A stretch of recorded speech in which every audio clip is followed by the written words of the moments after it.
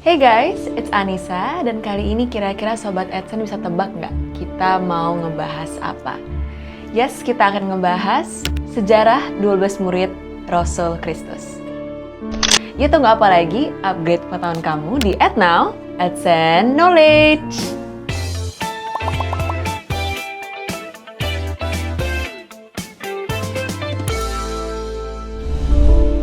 Sobat Adsen, tahukah kamu bahwa meskipun Petrus dianggap sebagai paus pertama dalam gereja Katolik, dia bukan rasul pertama.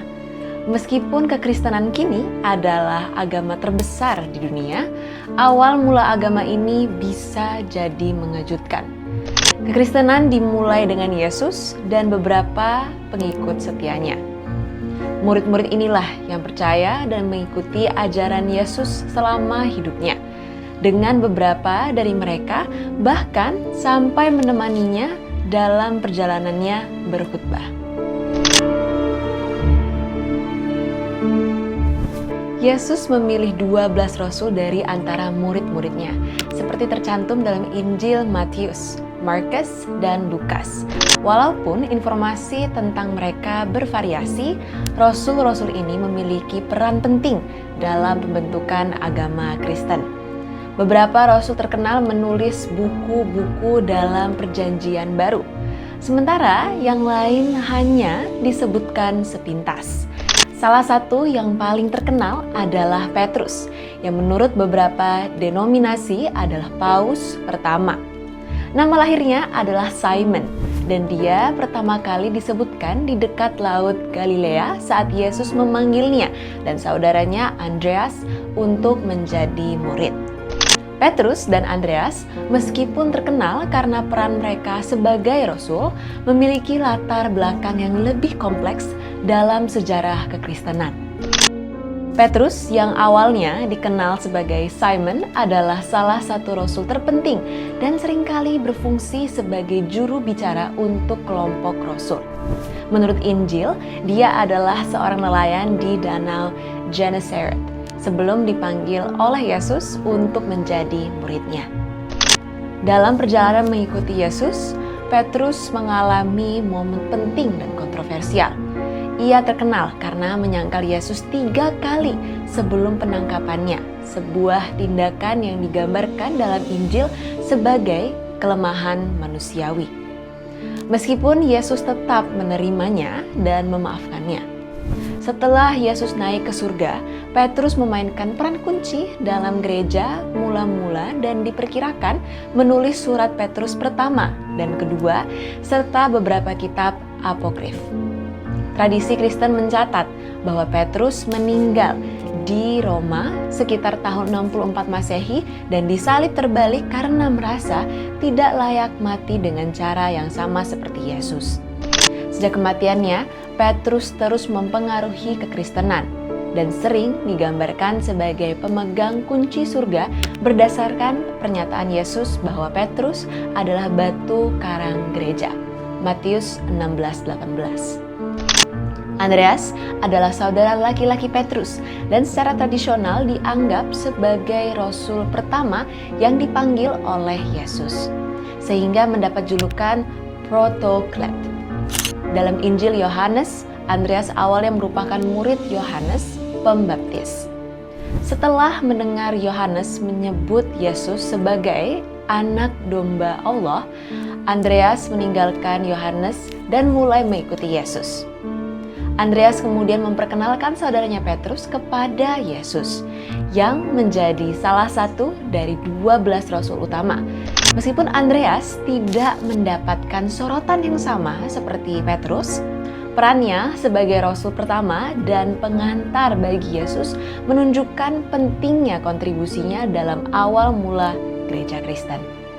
Meskipun informasi tentangnya di Alkitab terbatas, tradisi Kristen menggambarkan Andreas melakukan perjalanan misi ke berbagai tempat dan disalib dengan salib berbentuk X yang dikenal sebagai salib Saint Andreas. Yakobus yang lebih besar, putra Zebedeus dan saudara Yohanes adalah salah satu dari 3 rasul inti bersama Petrus dan Yohanes.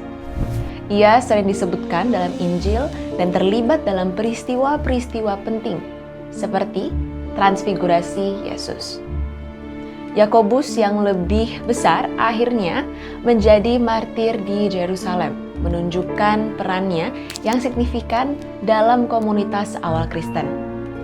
Ia menjadi martir pada awal 40-an Masehi ketika dipenggal oleh Raja Herodes Agripa, menjadikannya salah satu rasul pertama yang mati syahid. Tradisi Kristen juga menyebutkan bahwa ia melakukan perjalanan ke Spanyol, meskipun tidak ada bukti sejarah untuk mendukung klaim ini. Yohanes, saudara Yakobus, dikenal sebagai penulis Injil Yohanes, Surat Yohanes, dan Kitab Wahyu. Injil Yohanes berbeda dari Injil lainnya dan lebih bersifat naratif, dengan rincian sejarah yang membantu pemahaman kontekstual. Kitab Wahyu yang ditulis dengan simbolisme dan alegori membahas kiamat dan tetap populer hingga kini. Yohanes dikatakan meninggal di Pulau Patmos karena usia tua, di mana Kitab Wahyu ditemukan. Yakobus kecil, juga dikenal sebagai Yakobus anak Alfeus, adalah Rasul Yesus yang sedikit dikenal dengan informasi terbatas tentang kehidupannya. Dia dianggap sebagai penulis surat Yakobus dalam Perjanjian Baru, meskipun hubungan pasti antara penulis surat dan Yakobus kecil masih diperdebatkan. Menurut tradisi, Yakobus kecil mati sebagai martir pada sekitar tahun 62 Masehi, dilempari batu. Filipus adalah rasul yang lebih dikenal, berasal dari Betsaida dan berperan sebagai penghubung antara orang Yahudi dan Yunani. Dia terkenal karena membaptis Sida-Sida Ethiopia dan muncul dalam Kisah Para Rasul saat melakukan perjalanan misi. Tradisi menyebutkan Filipus mati sebagai martir di Hierapolis. Bartholomew, yang sering dianggap sebagai Nathanael, hampir tidak disebutkan dalam Perjanjian Baru selain dalam daftar para murid. Dia dikenal dari tulisan apokrif dan tradisi gereja sebagai rasul yang menderita, di mana menurut tradisi dia mati sebagai martir pada sekitar tahun 68 Masehi dengan cara yang sangat kejam nih guys. Matius, penulis Injil Matius, dikenal sebagai mantan pemungut cukai yang diundang oleh Yesus untuk menjadi rasul meskipun profesinya tidak disukai masyarakat, terutama orang Yahudi yang merasa tertekan oleh pemerintahan Romawi. Matius terkenal karena mengaitkan Yesus dengan hukum Musa, membantu membentuk dasar teologi Kristen. Sementara itu, Thomas, yang dikenal sebagai Thomas yang meragukan, terkenal karena keraguannya terhadap kebangkitan Yesus hingga dia melihatnya secara langsung. Thomas kemudian membantu menyebarkan kekristenan dan dikaitkan dengan Injil Thomas dan Kisah Thomas yang tidak termasuk dalam kanon Alkitab. Dia dikenal telah mendirikan gereja di India dan meninggal di sana, meskipun lokasi pastinya masih diperdebatkan. Yudas, salah satu rasul yang kurang dikenal, sering diperdebatkan apakah dia adalah orang yang sama dengan Tadeus atau penulis kitab Yudas. Menurut tradisi Kristen, Yudas adalah seorang penginjil yang berpergian ke berbagai wilayah dan akhirnya menjadi martir di Iran sekitar tahun 65 Masehi. Di sisi lain, Simon C. Zelot, yang sering disebut bersama Yudas, dikenal karena semangatnya yang besar terhadap kekristenan dan mungkin merupakan bagian dari kelompok Zelot yang ekstrim. Meskipun ada ketidakpastian mengenai nama dan cara kematian Simon dengan berbagai tradisi yang menggambarkan kematian yang berbeda, Simon tetap diakui sebagai rasul yang berdedikasi dan aktif dalam menyebarkan Injil nih guys. Yudas Iskariot, salah satu rasul yang paling terkenal, dikenal karena pengkhianatannya terhadap Yesus, menjualnya dengan 30 keping perak. Meskipun tindakan ini membuatnya tercela dalam pandangan Kristen, ia juga mengalami penyesalan dan bunuh diri di lapangan darah. Setelah kematiannya, Yudas tidak disebutkan lagi dalam Alkitab, tetapi pengkhianatannya terus mempengaruhi pemikiran Kristen. Secara keseluruhan, kedua belas Rasul Yesus memainkan peran penting dalam sejarah awal kekristenan. Masing-masing membawa kontribusi unik dalam menyebarkan ajaran Yesus dan membentuk gereja mula-mula. Meskipun Yudas Iskariot dikenal karena pengkhianatannya yang membawa kepada penyaliban Yesus, kisahnya mencerminkan kompleksitas dan dinamika internal kelompok ini. Setelah kenaikan Yesus, Matius dan Paulus menambah kontribusi penting dalam penyebaran kekristenan.